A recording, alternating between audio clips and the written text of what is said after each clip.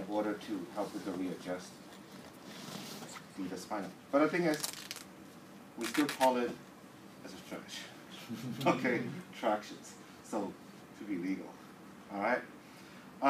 In order to prep, I usually try to get their neck and also getting to my, basically is, if I can use that dummy a little bit.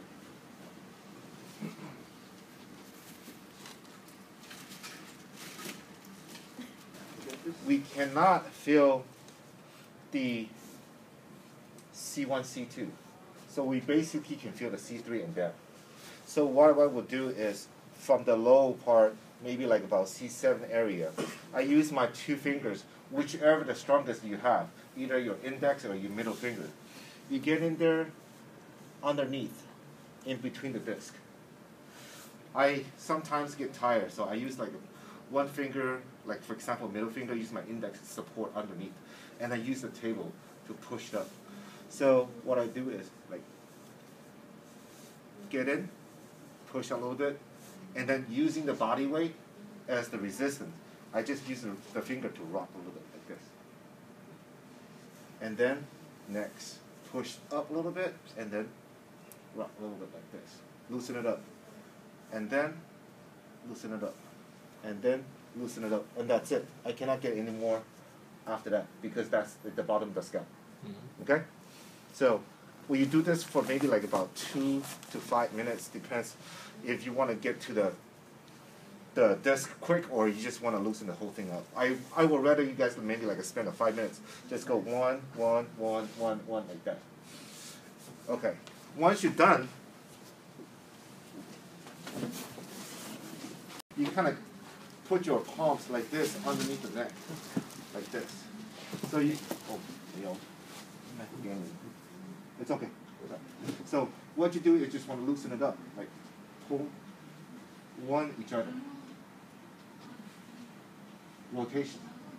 Just use your all finger, try to stretch, and then loosen it up, the muscles and the tissue along the spine.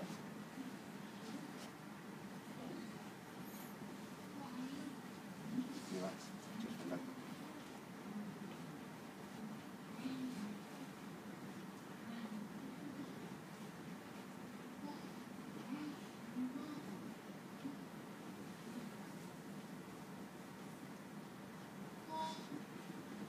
You basically, before you do the traction, you do this. After the traction, you do it again.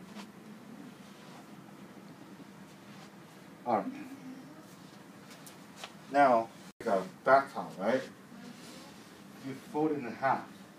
And then the one, not on the sim or the full part, the sharp part outside. Underneath the neck because you need to lock the base of the scalp again. So using the softer part so the patient doesn't get too much of friction on it. So test yourself like this to see you've got a good lock. Otherwise, you just slip, no good. So make sure that you test it, is locked it well.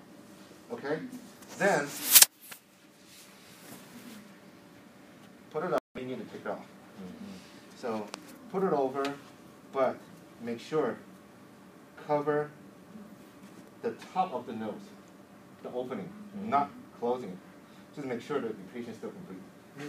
Okay? And then you use your one non-dominant hand, like for myself. I'm right-handed, so I'm using my left hand to lock right here. So the patient can still breathe. Okay, breathe. Okay. So this part is base of the scalp. So again, use your thumb and your other side of finger, doesn't matter, middle, whichever is stronger, put it underneath like this. Lock it well. So you do one test breathe. So you know what your patient's routines and your patient can follow your command. So breathe in, breathe out. One more time, breathe in, breathe out.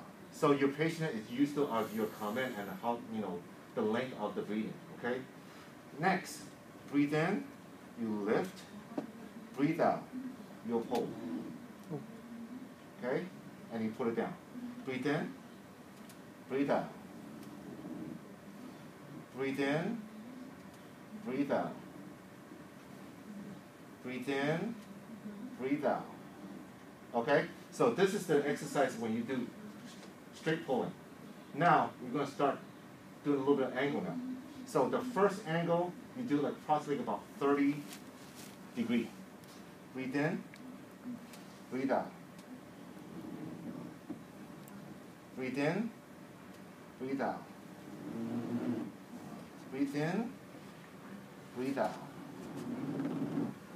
Breathe in, breathe out. Okay? Next, probably do like about 45 to 60 degrees. Breathe in, breathe out. Breathe in, breathe out. Breathe in, breathe out. Breathe in, breathe out. Slide down a little bit. Okay. So this is why the girl that, you guys don't have much strength, you can use the non-dominant hand to help you to hold this. Make sure you have still the base locked. Okay? All right. Seems like you should switch because when you go to this side, the angle isn't quite as much as when you go to this side. No, that's why you have to twist your body. Um, Yeah. So now we've done that 45, 60. We come back to that 20, 30. Breathe in, breathe out. Breathe in, breathe out. Mucho. Breathe in, breathe out. Breathe in, breathe out. All right, after you're done, back to the straight. Breathe in, breathe out. Breathe in, breathe out. So for the girls, you see me? That Hong is like a little bit strong. So I use my body weight a little bit. I can just breathe in, breathe out. Okay? Breathe in, breathe out. So this is the trick now. I think that you guys know, so when you guys practice on each other, you probably would know, but the thing is, on your patient, they probably don't know what you're doing. So what I'm going to do right now is having my patient do a long breathe in, breathe out. Breathe in, breathe out. One more time. Breathe in, breathe out. So at the end of the last maybe 2 or 3, the last breathe out, toward the end, do a little jerk. Okay? Not pull all the way. A little jerk. That jerk enough to pull some of the one that had hard to open it up, you probably will hear it pop. Okay? But at the same time, when you're doing that left and right, some of the easy loosen one already can be already pulled up already. Because you're using the 2 ligament on the side to readjust by itself and put it back in line. Yeah?